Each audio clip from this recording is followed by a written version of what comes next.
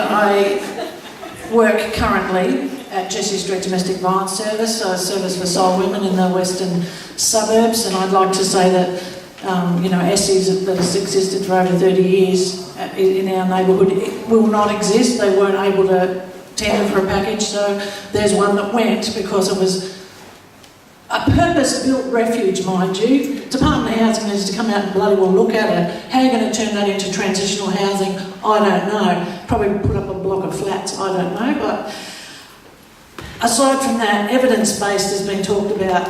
I've spent, as part of a JWA, in a successful tender, which doesn't mean it's all bloody beer and skittles, I can tell you, because we've got a model and a budget that means I am now unemployed, thank you very much.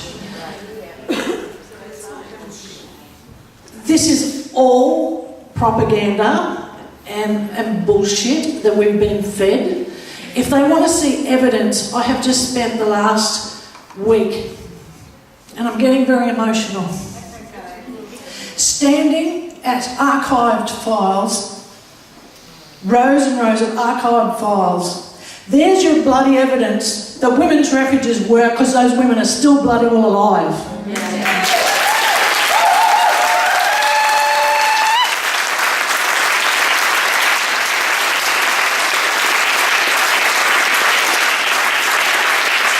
And the ones that aren't couldn't get into a bloody refuge because we don't have enough spaces.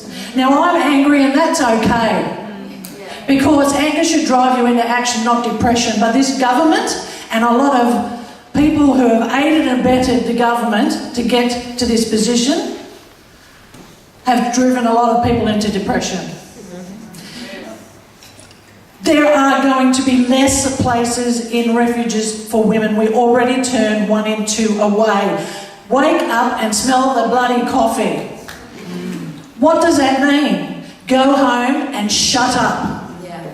Don't reach out for help because it's not going to be there. You can talk early intervention and prevention all you like, the perpetrators aren't stopping.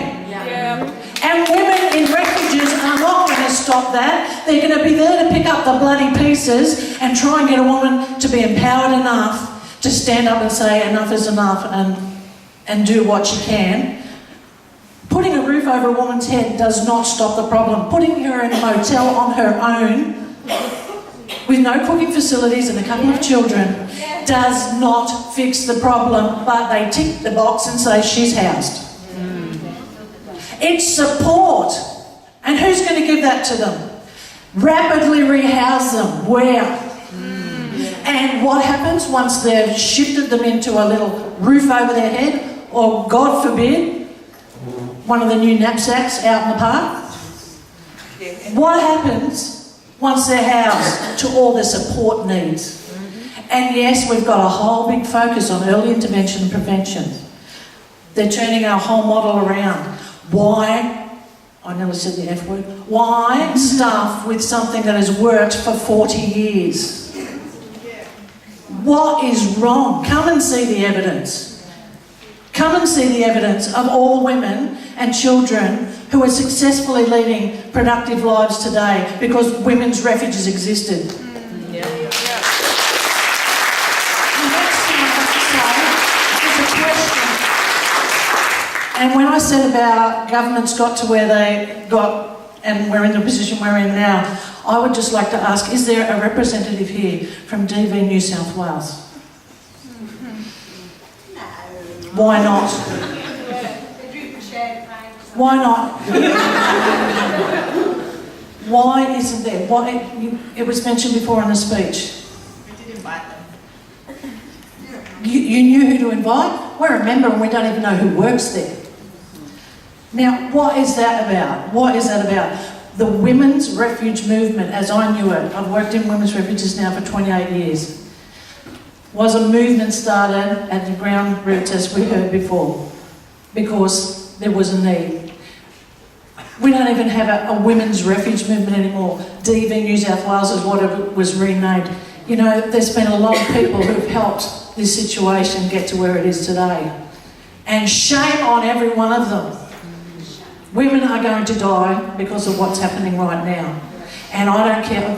I've already offered to come and camp out in Sally's Refuge. They're not having it as a transitional property. We're going to set up tents for women.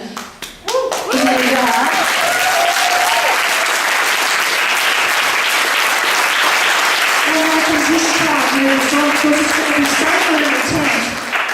In Essie Women's Refuge yard, it's going to be safer in a tent for some of those women than where they're going to end up. Thank you.